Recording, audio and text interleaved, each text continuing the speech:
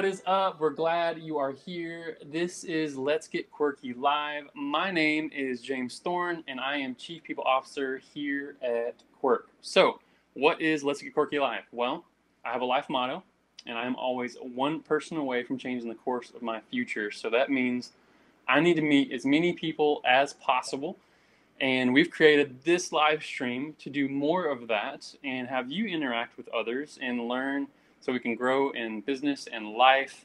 So that's why we're doing it. And a lot of you catch this afterwards on YouTube. So if you're on YouTube watching this, hit subscribe below so that you know when we get these videos out every week so you get notified. But if you're watching live, you can always, or not watching live, you can always check us out live Thursdays at 3 p.m. Central Time. Jump on with us, ask questions, comment, interact, because that's why we are doing it. So we're on episode 22 this week, and we've done 22 of these. We're learning a lot, and it's been fun to bring on my friends, other people that we're growing with and from. So without further ado, let's introduce our guests like we do every week.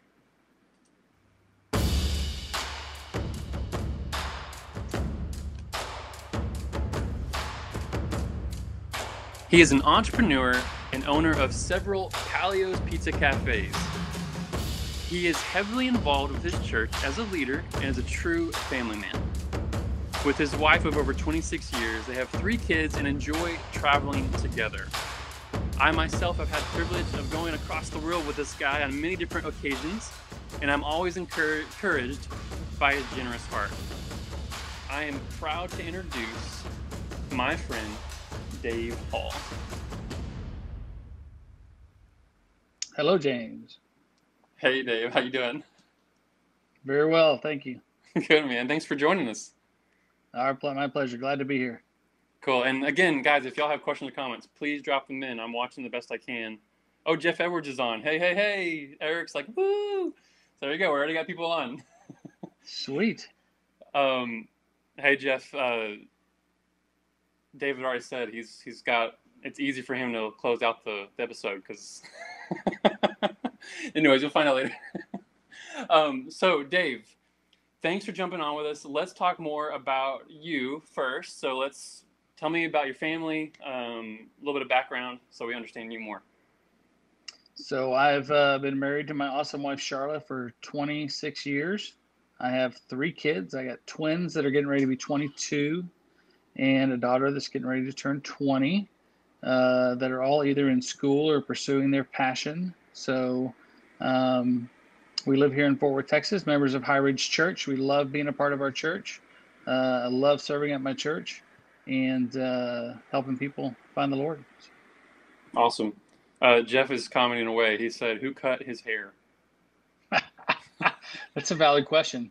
And just for Jeff, I'm going to say, because he doesn't know anything about this, the Boardroom Salon is phenomenal. You can get a membership there, get your hair cut every week, and look as good as my hair does, at least. I have to have something on my hair. I don't have as much gray coloring as Jeff Edwards has in his, but it still looks pretty nice. And for people watching, these 2 guys, nothing gets past them. So I had to think early in the morning if I'm going to try to pull one on one of these guys. So tell us a little about business. So you're a restaurant owner, but to give us some background in the restaurant business. So I started in the restaurant business following my sister when I was 16 years old, started washing dishes. I've done everything in the restaurant from washing dishes to owning. So started out working at a couple of restaurants when I was younger. When I was 20, I got the opportunity to go work for Outback Steakhouse. Outback Steakhouse was a very new company at the time. I got hired at the 9th Outback ever. And actually didn't want to go, but my sister pulled me practically by my hair one afternoon to go up there and apply to this new concept. And it was the coolest thing during the interview. The gentleman that interviewed me had told me, he said, Outback is we like to promote from within so that we offer the opportunity to grow. And so you could own one of these one day. And they actually had a deal where you can buy in when you're they don't have GMs, they have managing partners, and you actually buy in as a partner to the concept, to the restaurant that you run. So he's like, hey, you're getting hired as a cook today, but you can own a place before you know it. So I Wow. really took that to heart. I was 20 at the time. I was ready to work, and I just went in there and worked super hard, and had set a goal at the time that I wanted to own one in 5 years. I missed it by 3 months. So 5 years and 3 months later, Wow. I actually got my own location and spent 13 years up at the one right here on Bryan Irvin Road. So I was a managing partner there for a good period, and yeah, spent a lot of time there while my kids were being born and all that.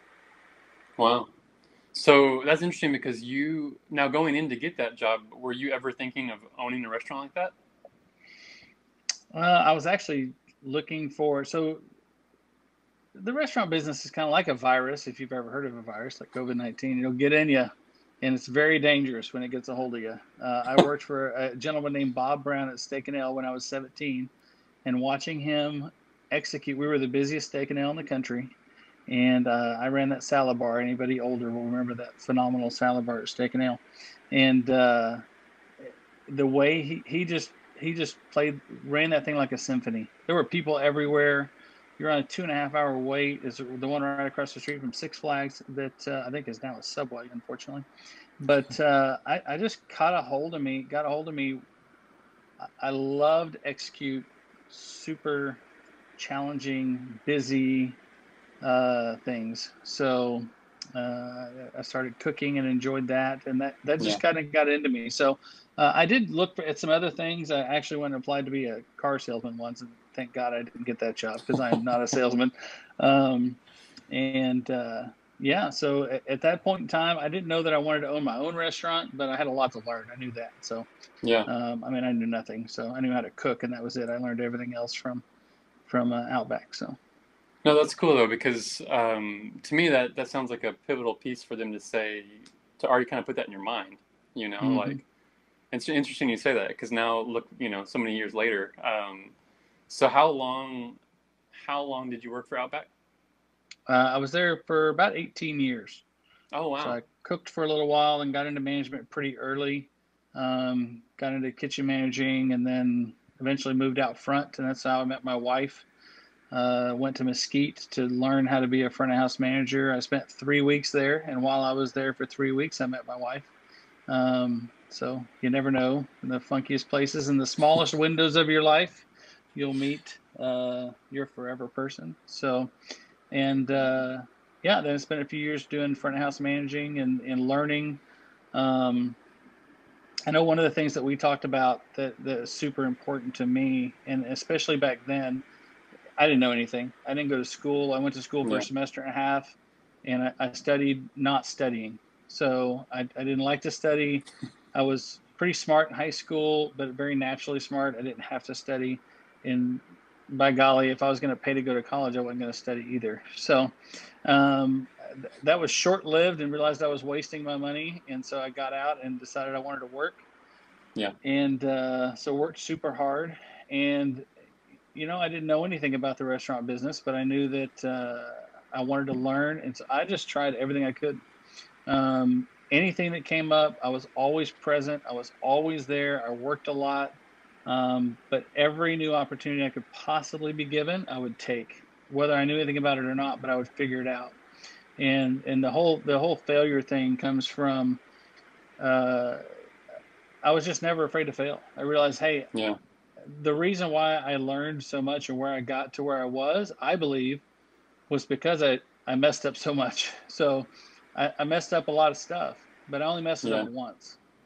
And I learned from that failure and I moved forward always. And so, because you're never going to step in and do something that you're just learning right the first time. Um, Sure. but I would always learn from my mistakes and march on. And so anything I got the chance to do, whether it be advertising or running different kind of numbers and inventories and working with customers was my hardest part. I liked cooking and being in the back.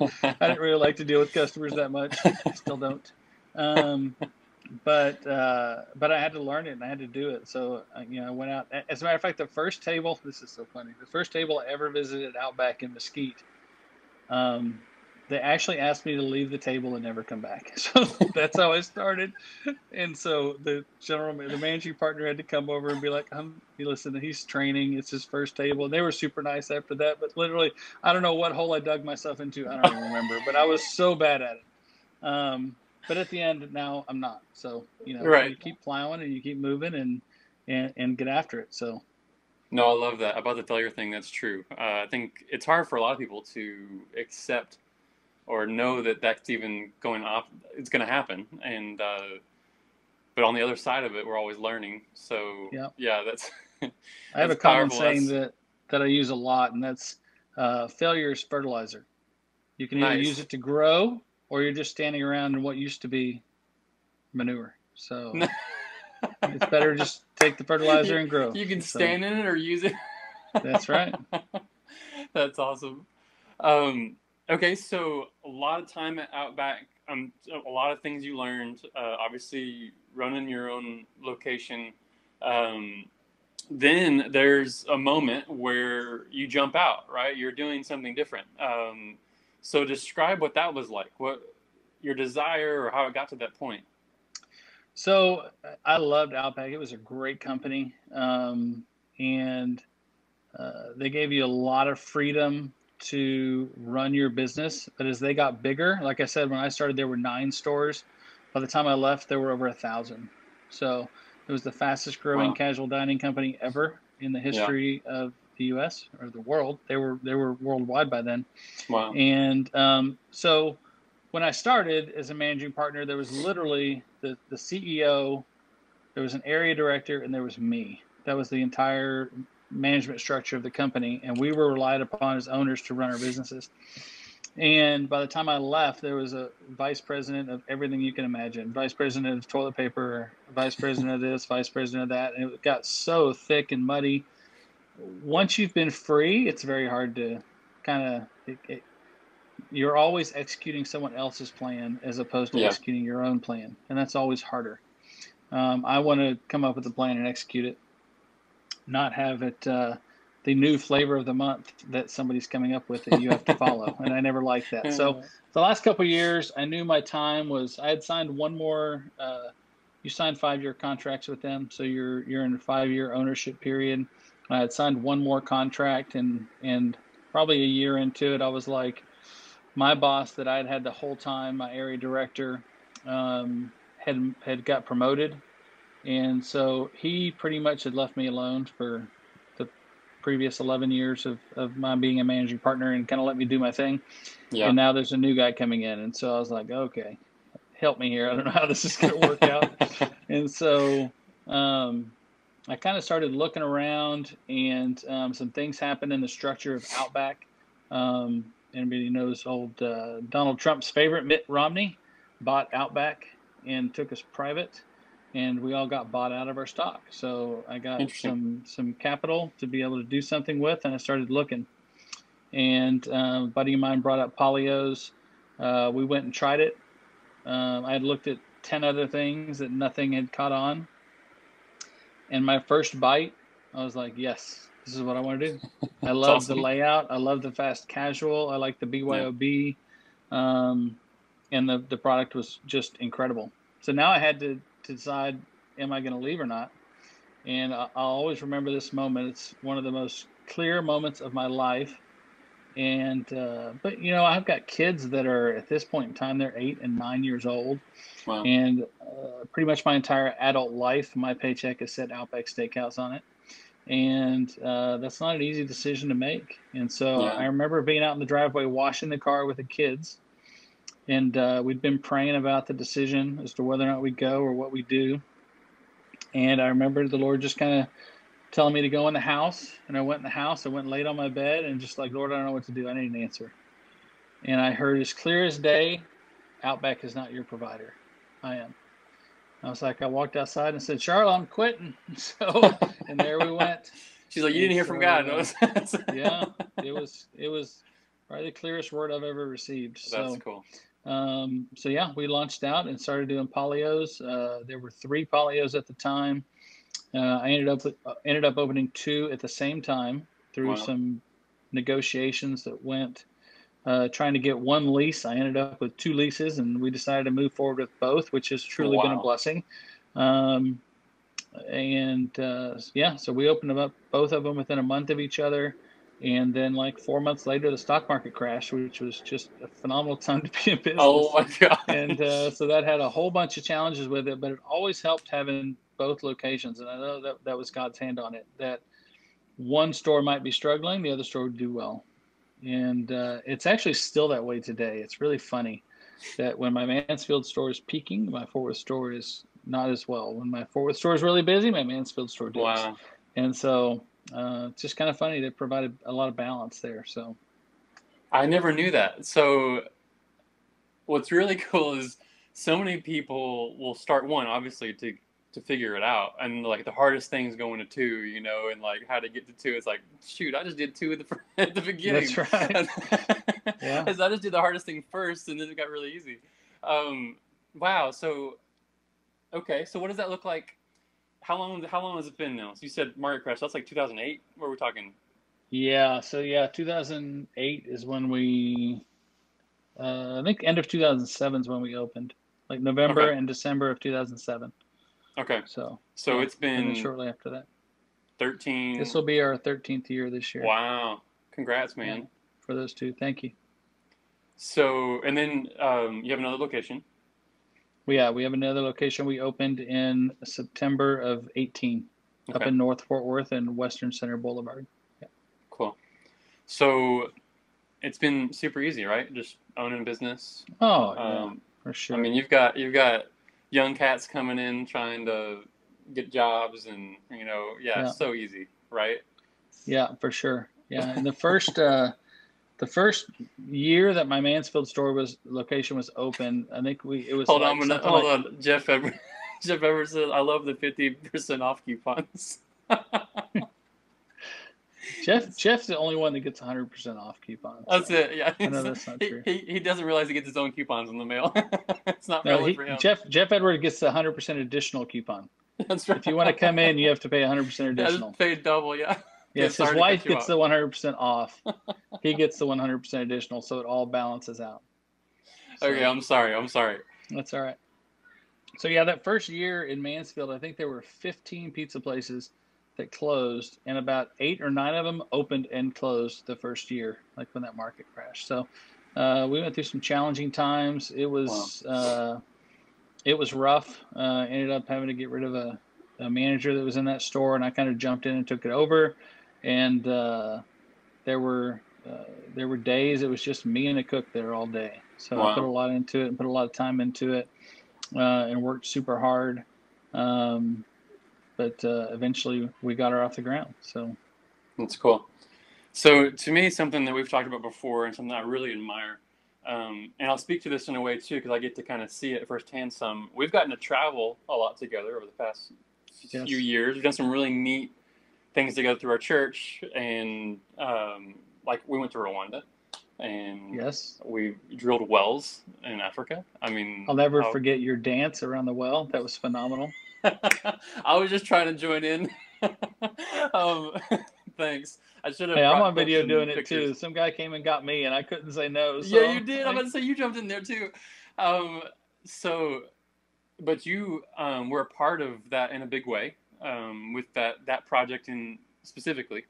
Um, we've gone to Ethiopia, and you're helping in a big way with an organization called Beloved, and we've gotten to travel some together. But me looking at your family and your life, and yes, it seems like y'all do well, and I do that's. But what's neat is you've got time, and you've got freedom to travel and do things that you enjoy. And yes, it took a lot of work to get there, but I think a lot of people be watching, listening, people that run businesses, that's their dream. They're admirers. They get to that freedom. The whole point they even started business is for the freedom, and then never get it yeah, because they're constantly, like, oh yeah, I'm working for the man anymore. Well, yeah, but you're working for your clients, your customers all day.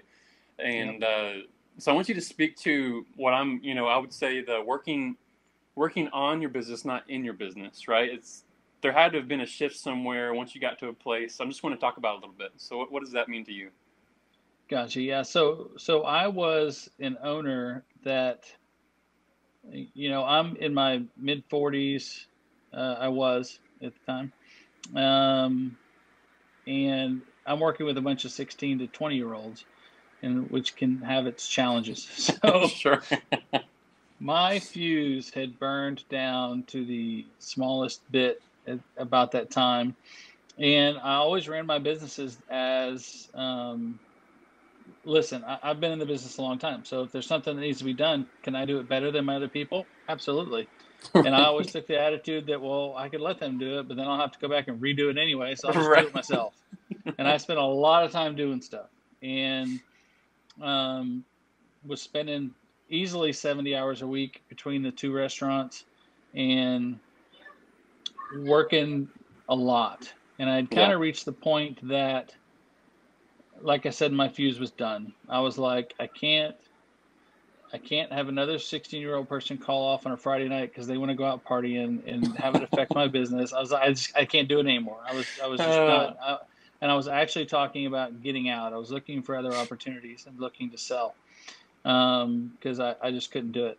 And yeah. that's when I started going to High Ridge and uh, talking with a friend of mine and from High Ridge who recommended the book The E-Myth Revisited. And I'm not a reader, so I'm like anti most people that probably come on this show. I'm not a goal setter. I'm not a reader. I know Jeff Edwards isn't a goal setter either, so at least I have one companion. Um, but I don't really like to read that much. But I grabbed that book and gobbled it up, and it really changed my whole philosophy on running my businesses, and it's the reason that I still own them and that I own a third. So I went from the point that and what that book talks about is essentially what you said, working on your business and not in your business. Yeah. So if you have somebody that can do your job 80% of what you can do it, you need to let them do it. And at the time, that was a super big challenge for me. And I had a young man that had been working for me since he was 16. He's probably 21 at that time. And he worked side by side with me for 5 to 6 years. And so super trustworthy. Um, and I was so sick and tired of that place, I just handed the reins over. I was like, here you go, and let him take them. I kept my fingers in there for a while, and I had a lot of decisions that he'd bounce off of me. Um, but I noticed as time went on that it was probably better to let him make some decisions. And so I started pulling back, and he'd ask me questions, and I was like, I don't know, what do you think? And he'd think about it, and he'd give me an answer. I was like, it sounds good to me.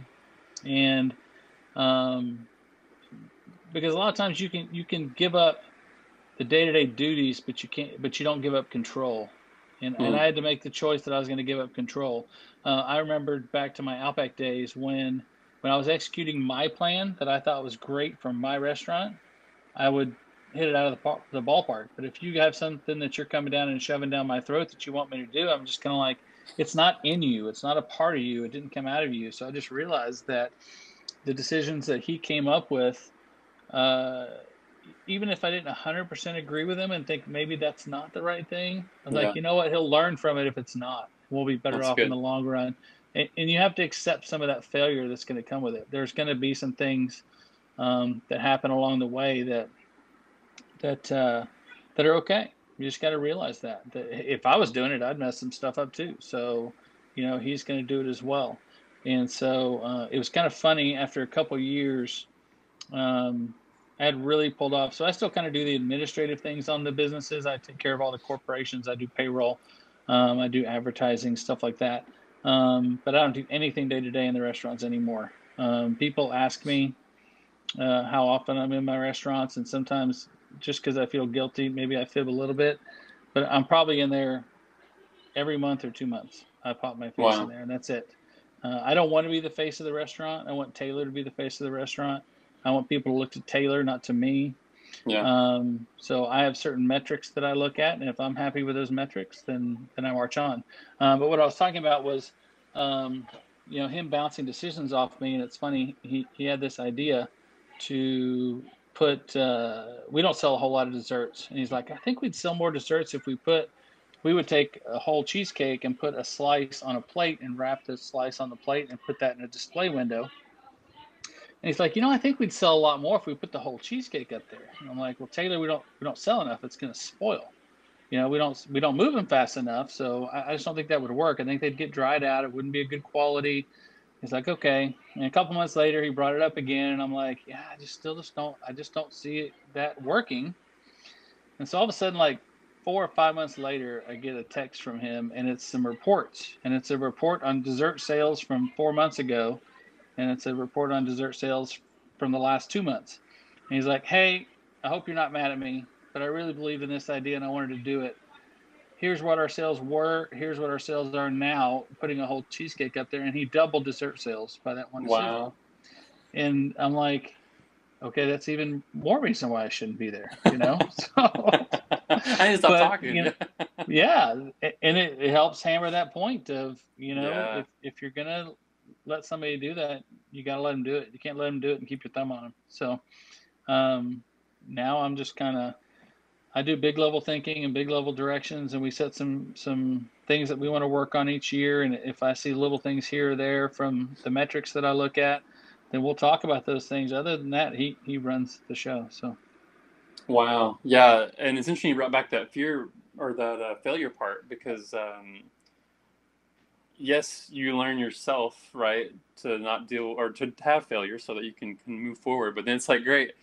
How do you let other people below you have failure? especially when it costs you money, that's always Bro, that's a whole hard. other level. You're speaking to It me right is. now. It is. I'm the new kid on the block trying to figure out business, and I'm like, oh man, I got team members, and to think that yes, I want them to learn and grow, but that's part of it. Like I'm Yes. gonna have to spend money on them to miss things, but them to thrive in it because they're gonna get excited about their own ideas. Yep. That really spoke to me. Um, so maybe give like one process. I think this is helpful. Like we talk a lot with our people and teams, like people and process. So like, give us one process that looks like with you being more out of it. You kind of mentioned a little bit. You're doing some of the advertising stuff, but how does that work with Taylor? What's kind of a process that y'all work through to make sure that's the way it stays? I don't know what you mean. I'm sorry, I'm not following. No, it's okay. I'm not being very clear then. Um, so example could be, um, you meet with him biweekly and we go over, this and that, but this is all that I look at and all that I care about. He gets control over X, Y, and Z, because I'm sure there's some levels and things you put in place, obviously, to not have to be there all the time. Yeah. Um, So I kind of got you. So again, I'm probably the anti most of the people you have on this show. I don't have regular meetings with him.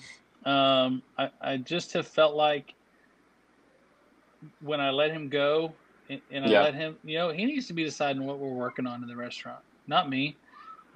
So there's two things I look at. I look at sales and I look at customer feedback. I get every single review that's given anywhere on any platform comes to my email and I read it. So yes, we may get something, you're going to get somebody that goes, well, I don't really like their thin crust and their pepperoni wasn't any good. Okay, great. I got a 1 star.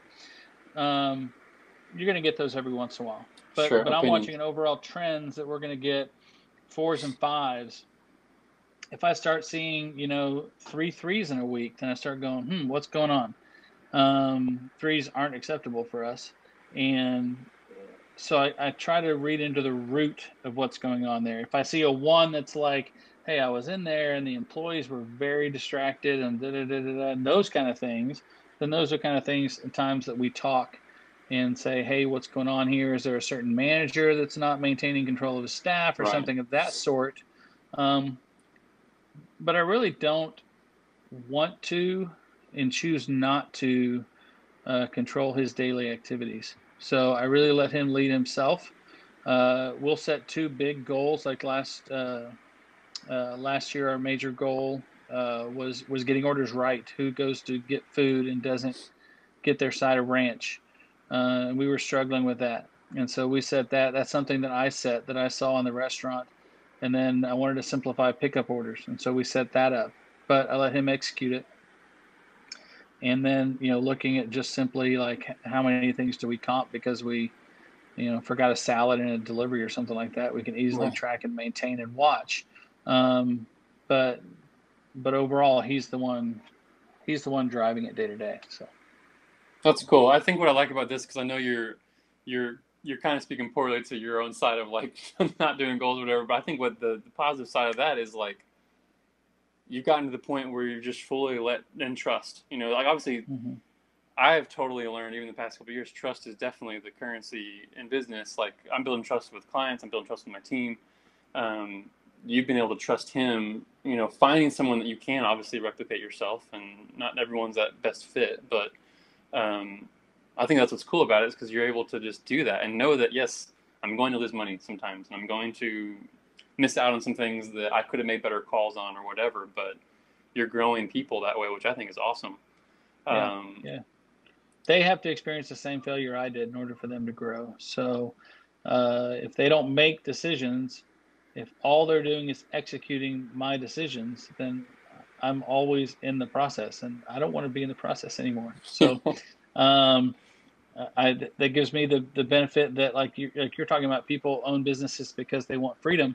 And that's really given me the freedom. If I was still in Yeah, control and having meetings and doing all those kind of things, I just spent a month in Florida. I can do everything I right, need to do from anywhere I want to do it. right, Like you're saying, I get to usually go to Ethiopia once a year yeah, to spend some time in Israel. But if I have internet access, I can do whatever I need to do.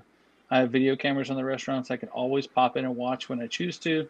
I can do payroll from anywhere around the world and communicate with anybody. So I can be anywhere and do my job, and that's truly a phenomenal freedom.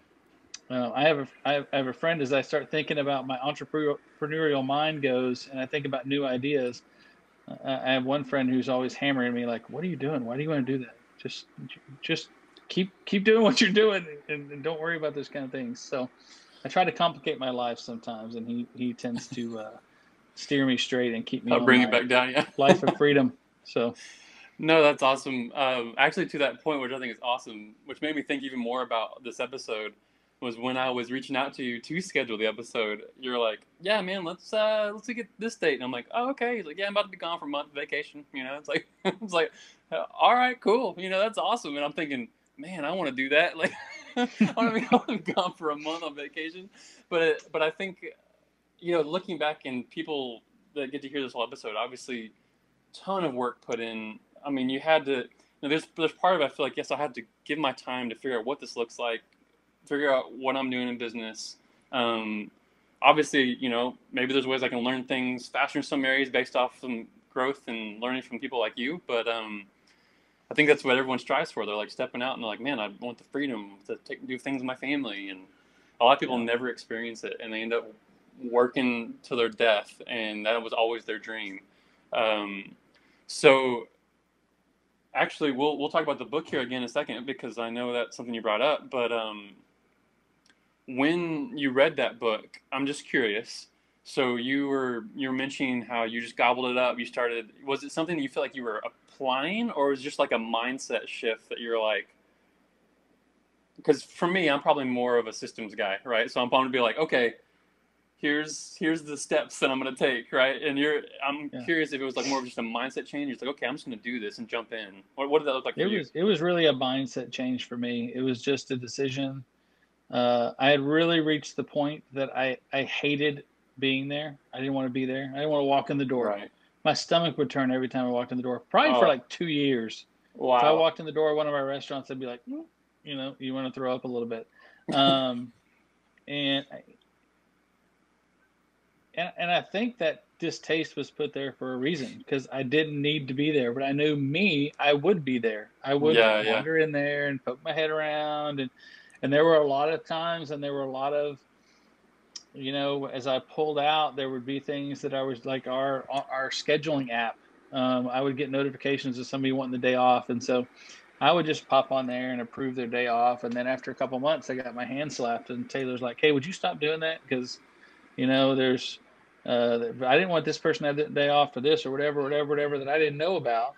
Right. And I'm like, "Yes, sir, I'll leave you alone." And so there are a lot of things that I had to just pull out, but it was really a mind shift change of just I had to. And listen, he was the perfect person in the right time. Um, Yeah. to can you make that happen with anybody? No. When you find the right person, take care of them. So I'm a big believer in taking care of my people. That's good. There are other Polios out there that probably make more money than mine do, um, but if you're doing a great job for me, I'm going to take care of you.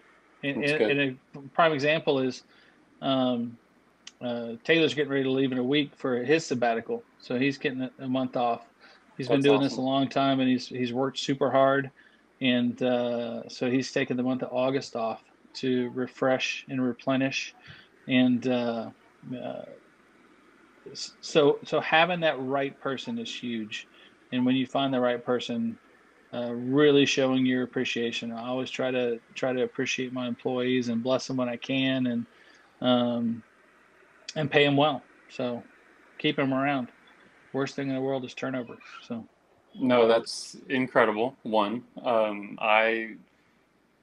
we actually, we were joking with. Oh, we've got a couple people. I missed a few things here. I was joking with about Jeff Edwards being on, but he's someone I admire too, and taking care of people. Just like man, and I'm glad I'm surrounded by people that I can look up to that do that because I desire to build teams, and if I'm not taking care of them, then what's the point? It's like they're the ones taking care of yeah. my clients or the people that are bringing them into the business or whatever. Um, Jimmy Simpson's on. He says, talk about what you've done to protect yourself/business from potential loss of a key employee like Taylor. Well, I think I just covered it. So Yeah, but to say I try to that. make sure that he may be watching this. So I have to be careful. I don't know. I respect Taylor a lot. I give him all the respect in the world. I don't want him to ever think about doing something different. So I'm always That's looking at good. how can I add value to his life. So whether it's, you know, he's going on vacation with his wife and they're running off to get away. They have 4 young kids now. Whether it's slipping him a few $100 to have a great time, or um, in the last year we've I set up a retirement deal for him that I started contributing to his retirement. That's awesome. How can I show my appreciation to him? And then I give him a lot of freedom to uh, work from home at times and do the kind of things that I would appreciate if I was still in there running day to day. So, I mean, if I lost Taylor, my life would be different. I'd have to find that person, and I don't know who that person Sure. is. Sure. But my goal is to make it that it's something that he maintains a place in for a long time. No, that's a good point. You obviously can't control the future, but I think what you're doing is creating a life where his future is like, this is where I want to be, and this is what I Yeah, want to do and be a part of because it's bigger than the pizza, right? Like, yeah, I look because I've been in the pizza business when I started my first job, right? I didn't never own anything, but I got to manage a little bit at Cece's Pizza, and we make jokes about it's just pizza and Coke. What are you trusting about? It's pizza and Coke. But I think the yeah. bigger picture here is like, it's people, It's all people. and It's that's all what people, it's with all about customers, with people. Yeah, employees, with and I could take a Taylor and have him managing 2 restaurants for me and looking over them and do a lot of those things. But as we moved along and he got older and his life changed. I mean, he was younger at first without a wife, and then he's got a yeah, wife, and then he's got kids. The most important thing is time. So, yeah. hey, Taylor, your schedule is your schedule. So whatever works best for your family is what you need to work. You don't need to be in the restaurant managing shifts. You need to be in there working with managers on shifts and helping them get better to where he's not carrying all that day-to-day weight, which nobody can do forever. Yeah, that's good. And so I just try to help make his life uh, be as healthy as possible. So, and if his life's healthy, then mine is. Yeah, that's great. Um, so what I love about that too is it's another layer, right? you're not just thinking he's gonna just be it and cover it all and figure it out. It's like, no, you do the same yourself. You know, he can. It might look a little different. He may not, you know, be in your shoes, but he's got his own shoes and his own place to grow and develop people. So I love that, because looking at, you know, the future of our team and growing people, and it's like, yeah, I think the only way it's going to work is if I get people in places that are doing things that I'm doing, and then them doing that with others and growing themselves, which is huge. So I admire that. Thanks for setting an example on that. I know I've kind of watched from the sidelines, but that's huge. So this book, I'm going to jump into it here, because knowing how generous Dave is, he's willing to give. So first off, this is a website, so just want to throw it up there. If you want to go, obviously you can hit up pizza anytime you want right now. Still, delivery, he's got things you can do, pick up. But check out the website. We're open for dine-in too, so.